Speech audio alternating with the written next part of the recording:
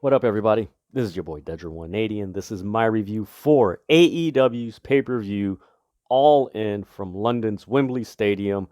Wow. Like, share, comment, subscribe, hit the notification so that you're notified when the City of Wrestling drops its latest content. Follow me, Dedrian 180, on Instagram, X, Twitter. That's how it comes up on when you search for it on your desktop, Threads, and TikTok. You can follow me there. Man, oh man, this pay-per-view. Wow. This was a step in the right direction for AEW. I had a lot of fun watching this pay-per-view. It was so much fun. I was joking with my buddies, texting them while I was watching this pay-per-view that it feels like I'm watching a WrestleMania in an alternate universe. Just the camera angles and everything. It was just like, wow, this is actually like very similar to how WWE do their big stadium shows and everything. But man, I had so much fun watching this. I know there's a lot to take from this pay per view.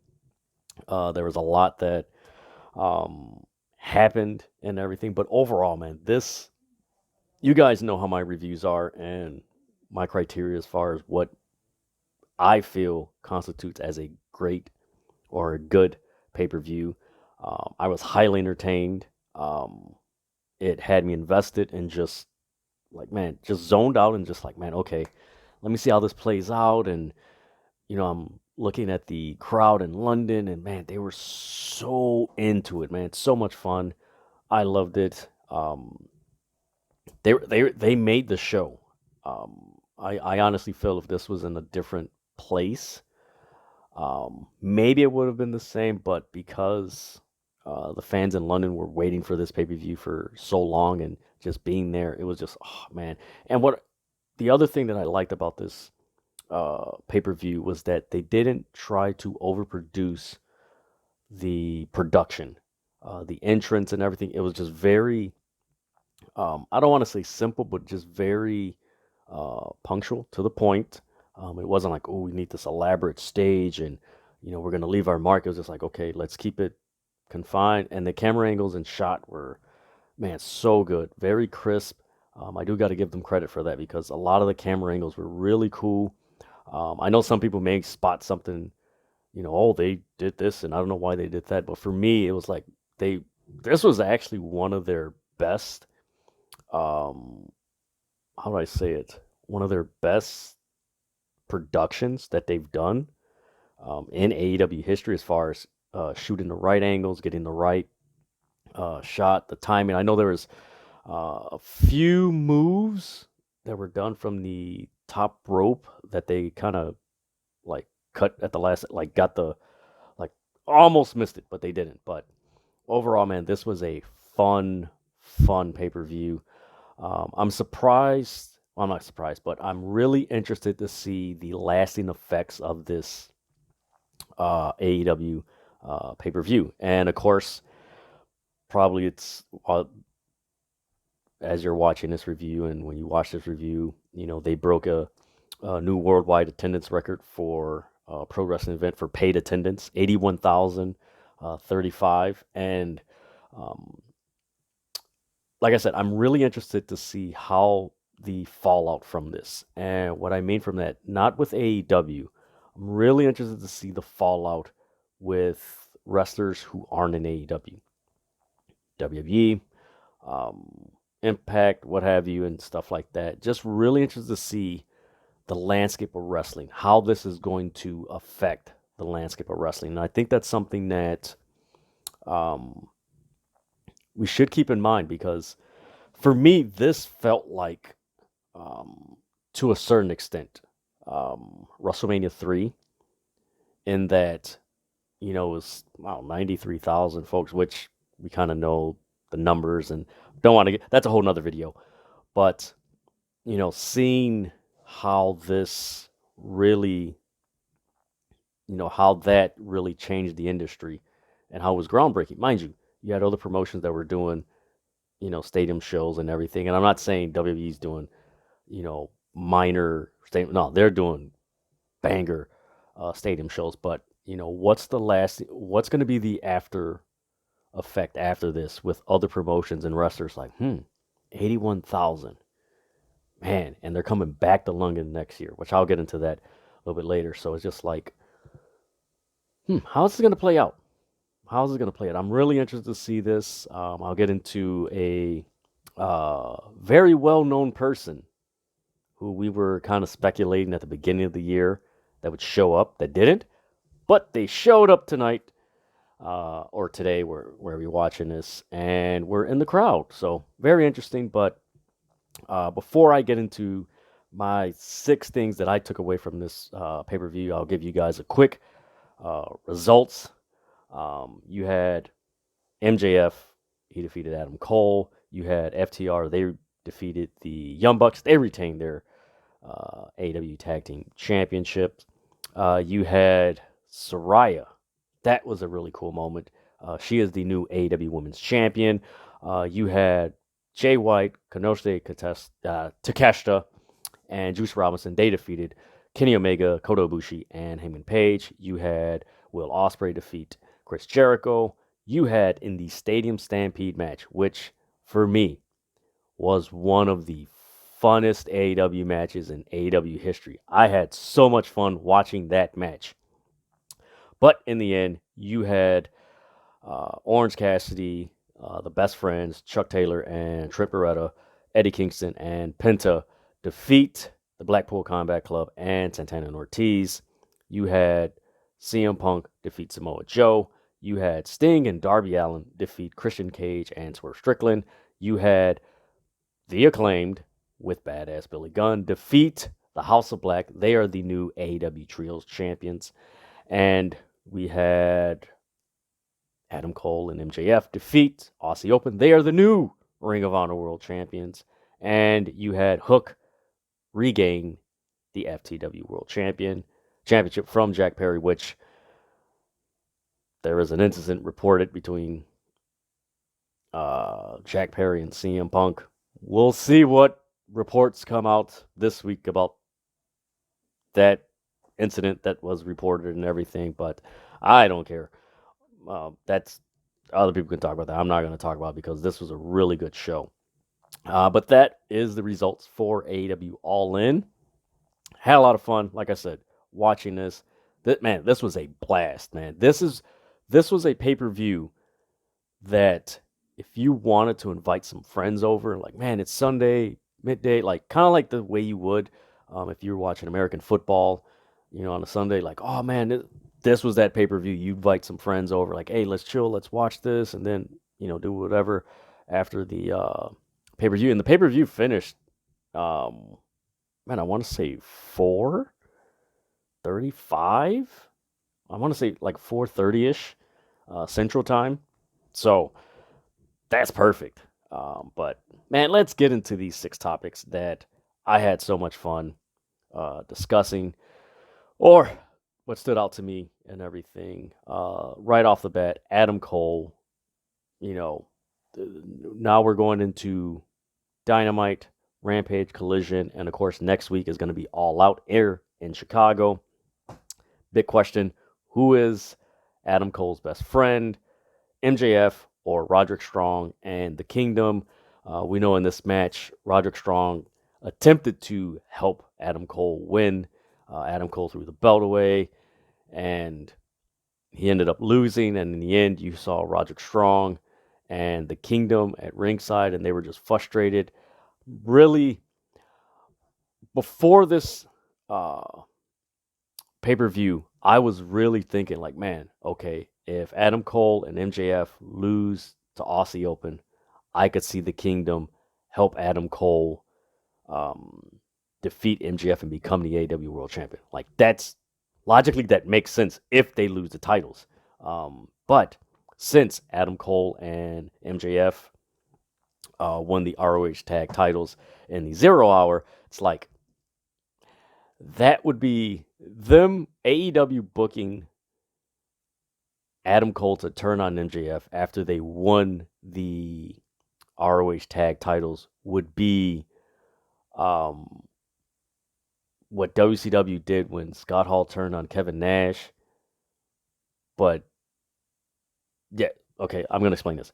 So back in 1998, when the Giant was with the NWO, but yet he was tag team champions with Sting when he turned, Scott Hall and Kevin Nash and Dusty Rhodes were against him.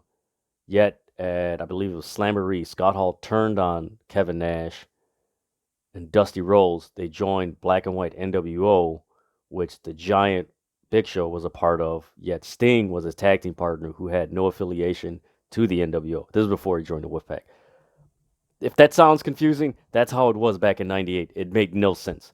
And if AEW did that with MJF and Adam Cole, where Adam Cole would turn on MJF after they won the ROH titles, that wouldn't make any sense. So with everything going on, I'm just like, knowing AEW's track record as far as booking, it's like that doesn't really make sense for them to actually go in that direction. Not yet.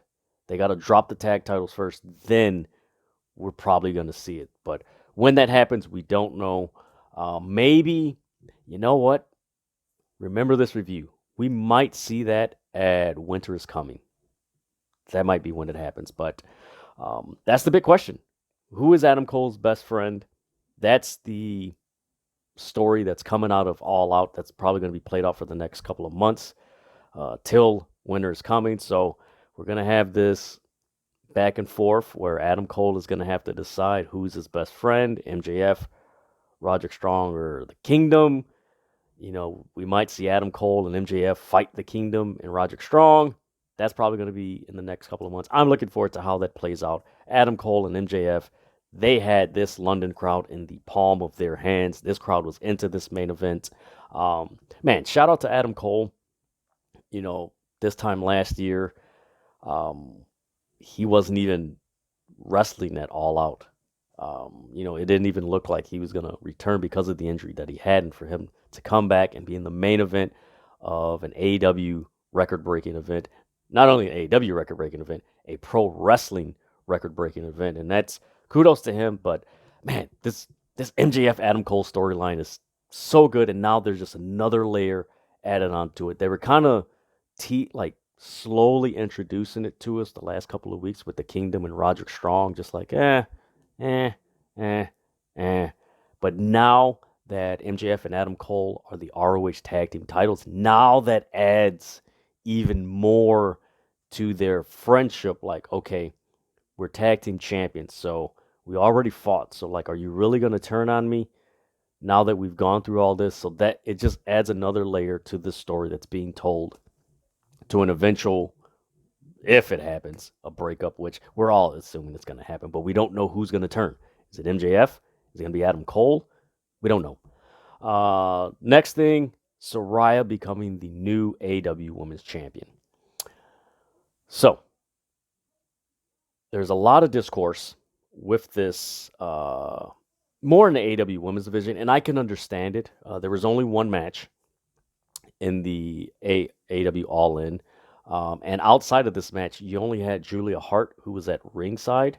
That's something that if you guys been following on Twitter and just my reviews and everything, I've been saying before. And actually check out the AEW Factions We Should Be Seeing video that I did. And if you watch that video, you'll see most of the factions have women and men in it. It's not just women. And I believe AEW has really, I don't want to say an injustice, but they really need to incorporate the men's and women's storylines together, where you have women and men in the same faction. And I believe that's one thing that's really hurting the AEW women's division, that a lot of their storylines aren't including, they're not inclusive. It's kind of like they're on their own island.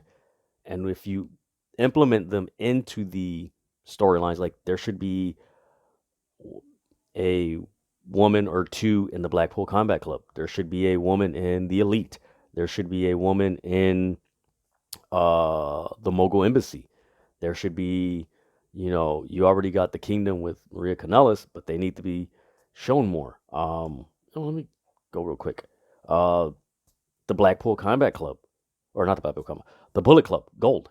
There should be a few women that should be in that group. Hint, hint, Tony Storm. Juice Robinson's there. The United Empire, there should be a woman there. Um, the best friends, there should be a woman in that faction. FTR slash CM Punk, there should be a woman with them. And if AEW does that, you will see a more cohesive storytelling from AEW, and when you have that element, it just adds more stories that you can tell where both men and women are included that normally wouldn't be included in storyline. So I believe that's something that AEW just has to improve their overall way they tell stories. That because they're growing, like, hey, you need to be more inclusive with your stories and not men's storylines over here, women's storylines over here. It's like, no, you gotta integrate it now. But man, Saraya being the new AEW Women's Champion, I enjoyed this match. This was really cool. I wasn't expecting it to be like, oh my god, this is gonna be this banger match. Like, man, this is gonna be great match. I know it was reported that it was the shortest match, which it was pretty. For me, it was pretty long, but I can see that it being the shortest time, which is kind of unfortunate because of who you had in the match: Saraya, Britt Baker, Sheeta, and Toni Storm. What I did like about this was they're finally putting some direction to the Outcast storyline. And what I mean by that, there was somewhat of a rift between Toni Storm and Saraya that when they went to pin, Saraya's like, hey, we discussed this, this is this, and they ignored each other. And um, then you had Ruby Soho uh, come down to the ring, and Toni Storm was going to do her hip thrust, and Ruby Soho's like, no, her neck, like, come on, man, like, we're a team, don't do this. So there's some movement in that story, which honestly, it felt like there was nothing with this story for the last, I want to say, 3.5, almost 4 months, where it's just like, okay, they're out, they spray people, that's it. And in this match, Saraya sprayed Toni Storm. So I'm really interested to see where this is going to go with Saraya being the AEW Women's Champion. Um, really interested to see where that goes and how they're going to use this to just raise the AEW Women's Division to more of a presence and more integration into their major storylines. Of course, kudos to them. Man, I think the last 4 Rampages, the women have main evented, which I'm all for. But again, it's AW Rampage at 9 o'clock at night, Central Standard Time. It's right after SmackDown. Most people at 9 o'clock at night are, especially those in their demographic, they're outside at a bar, movies, they're partying and everything. They're probably going to watch it on DVR. So it's like, okay, it's cool you're highlighting the women on, main eventing on Rampage, but then at the same time, it's like, hey, it's, most people are DVRing it. Like, man, we'd like to see more of a presence on, Dynamite and Collision and everything. So, again, with this, it takes time because, whew, writing 52 weeks of wrestling a week is challenging, especially for what they got 2, 4, 5 hours of wrestling. Yeah, Dynamite Rampage. Yeah, 5 hours of wrestling, 52 weeks a year. Yeah, that's pretty challenging, but I'm really excited to see this. Another thing I liked about this, Saraya, she came to the ring. Man, Tony had to pay a lot of money. She came to "We Will Rock You" by Queen, which was, oh, okay, this is dope. It really got the London crowd into it, and what added to it was that she came out with her family. And if you haven't seen her movie, um, that came out was it Fighting with the Family? Forgive me, guys, if I um, mix up the name and everything, but man, please check it out. That was a great film about how she got into wrestling, and when you see her family come out, and if you've watched that movie, you're just like, oh man, this is really, really cool, man. And you just so happy for her. And it was her winning the title. I know some people don't like why the hell did they win the title? It's like, look, she didn't expect to wrestle again. She's wrestling again. She was cleared to wrestle. She's wrestling at home in front of the biggest attended audience for a wrestling event, paid attendance for a wrestling event, record breaking event. It's the right thing to do. Um, for that moment, it's the right thing to do. Now we just got to see how this plays out and where they go from here with Soraya. I don't know. Maybe they turn her face again. Maybe Toni Storm, her uh, falling from grace gimmick is actually catching on with a lot of people. It's catching on, so that's really cool. So we'll see where this goes. Um, just hopefully they don't keep Ruby Soho like just she's lingering around. It's like no, you have to utilize her too. So I don't know. I'm just really interested to see where this is headed next. Um, FTR Young Bucks. Watch that match. Watch that match. This match. I'm not gonna go into the spots or anything like that, but man, this was very reminiscent of the British Bulldogs Hart Foundation feud from the mid '80s. If you've never seen those matches, those are a treat, man. Dax Hardwood, Cash Wheeler, Matt and Nick Jackson. Kudos to you guys, man. That was a very entertaining tag match. Um, man, it's such fluidity. But what I also liked about this match is that, man, when was the last time they wrestled each other? Man, it's been a while.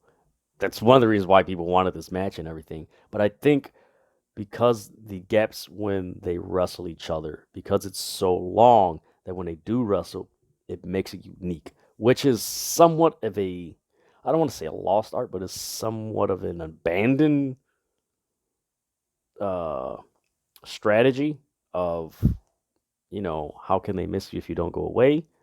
Along those lines, where, man, we don't see FTR and the Young Bucks wrestle all the time, and we got them. This is special, and man, this was really cool. Um, I was really happy for the Young Bucks, thinking back to, where they started, with the Bullet Club and how their popularity grew, and then with Cody, Hangman, and the Elite, that whole thing, and what led to AEW, and of course the first All In, and they were on the main event, and just to see them go from, the tweet that Dave Meltzer tweeted, I don't think they could sell out 10,000 seat arena. They sell it out at the Now Arena and go from 10,000 to 81,000. That's pretty cool. And of course with FTR too, man.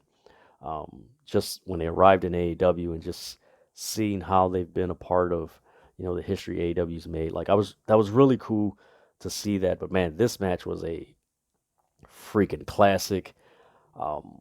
Go check this match out, man. I'm not gonna give you any like. There was so much in this match, so much detail, so many cool spots that all I'm gonna say is watch this match. That's my recommendation in this review. Watch this match.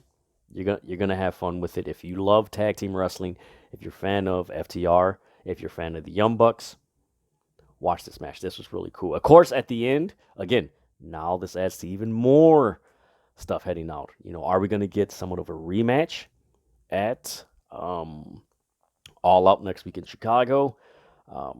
At the end of the match, the FTR, they stuck their hand out to shake the Young Bucks' hand. Young Bucks look at it, look at their hands, and they walk out. So still some tension with those guys, and just the competitiveness between those teams. So I don't know. Are we going to get a rematch at All Out? Let me know what you guys think. Comment below. Next, Stadium Stampede. That was a fun match. And I know those of you who watched the review, you're going to be like, man, you didn't put it as your match of the night. Match of the night for me was MJF and Adam Cole. That was great because you didn't know who. We're anticipating which one's going to turn, but we don't know who. And that's match night. This was just a fun match to watch. I loved the way Blackpool Combat Club came out and just, I was just like, okay, this is cool. Like, this is cool. That crowd ate up Wild Thing. The entrance song that Moxley came out, they just ate it up and everything. But for me, the funniest thing, and I laughed so hard, was when the Best Friends came out, Orange Cassidy, you had Penta come out, Eddie Kingston comes out, and he just charges to the ring, like power walking, and just tackles Claudio, and they just start brawling and everything. There was a few spots where a few guys slipped. I know Ortiz slipped.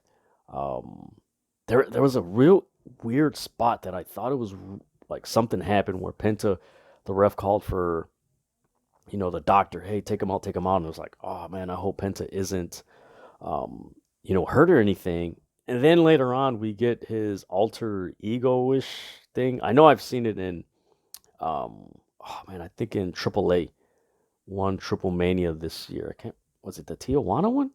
I think it was the Tijuana Triple Mania. And he came out, Penta Escuela. I think that's how you pronounce it. And he's in all red. And there was a spot where he tried to do a Canadian destroyer from the ladder, and the ladder broke. It looked like it was a wooden ladder, which was like, And it was, man, kudos to Alex Alejandres. I hope I'm pronouncing his name right. He was there and he held on to the ladder. And it's like, man, if he didn't hold on to that ladder when it broke, man, man. And I was cross my fingers, like, please don't let them get injured, because he was gonna do the Canadian Destroyer to Mike Santana from Santana and Ortiz, and I'm like, this brother already came back from an injury. Please don't let this guy get injured again. Please don't. No, no. Everybody loves this guy. Like, no. And he was able to do the Canadian Destroyer and everything, and just clean spot and everything. But man, this was crazy. So the weapons they used in this uh Stadium Stampede. These are some of the weapons. I probably missed some. Comment below the weapons that they use and all that. Let's see. They had skewers, broken glass, a screwdriver, steel chair, a fork, Sue's car. Yes, Sue. Trent's mom came with a brownies and cookies and everything, which they used the cookie sheets. Ladders, tables, duct tape, barbed wire, a barbed wire bat, an umbrella. Let's see, I think a sheet of wood with barbed wire wrapped around it. A few tables. I'm trying to think of what else. I think a Kindle. I don't know. They used a bunch of weapons, but man, that was a fun match to see. It lasted a while, but it was so cool how Eddie Kingston and Claudio were in, like, man, they went like one whole side of the stadium. Like, they just walked up. I don't know if they. I wonder if they used the elevator. Man, does Wembley Stadium have an elevator to go? Maybe they do, but they went up there. They fought in a bar area. Kingston got hit with a, I don't know, bottle or something. He came down and everything. But man, that was a fun match. I recommend you guys. That's another match. Watch that match, man, because that was a fun match. Like, if you just love, these crazy, wacky, wild wrestling matches, this was it, man. This was so much fun. Um, Next, and this was very big, and they did not show this person once. They showed this person, I believe, 2 more times. I could be wrong. I know it was another time. And that is in 0 hour after the.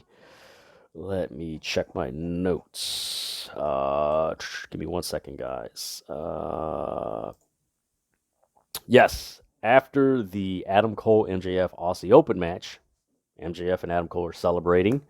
We get a shot of one Mercedes Moné. Yes, formerly known as Sasha Banks in the WWF. She was in attendance.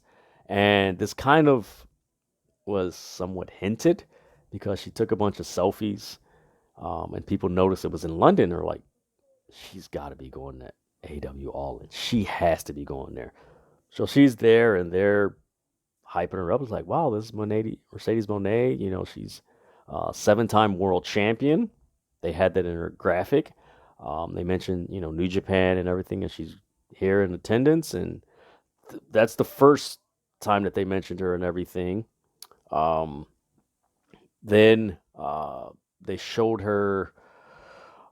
Man, I think they showed her during the women's match. I can't recall if they showed it during the women's match. Yeah, okay, so they mentioned her that,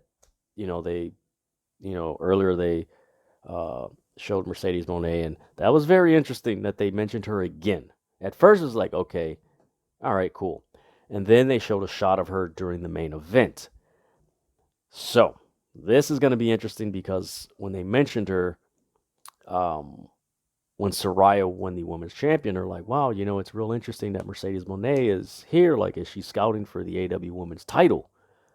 And of course, as you watch this review, you probably see the presser and everything. And um, I got a chance to watch a little bit of the presser before I started recording this review. So they did mention Mercedes Moné at the presser.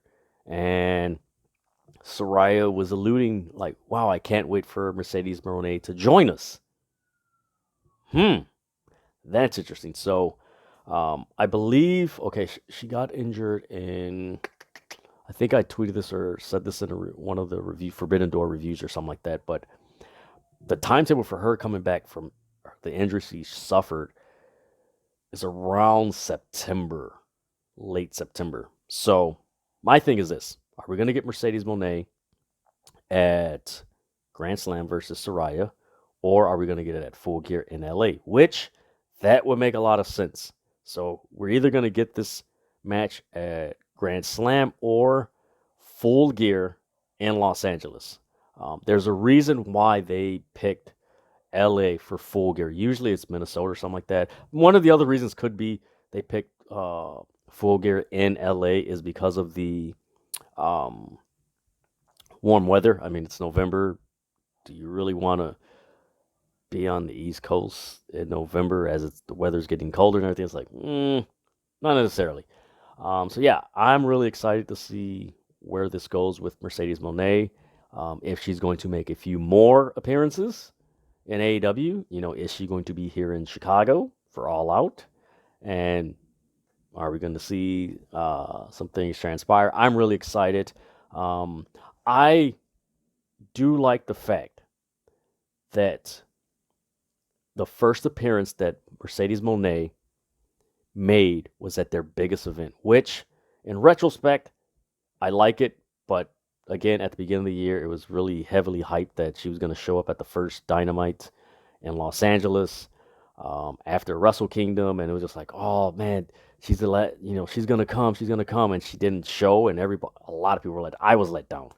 It was like, oh man, that would have been perfect. But now in retrospect, looking at it, you know what?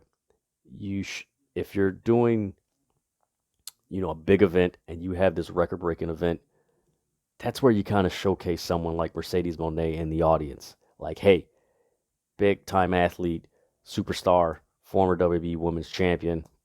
She's at our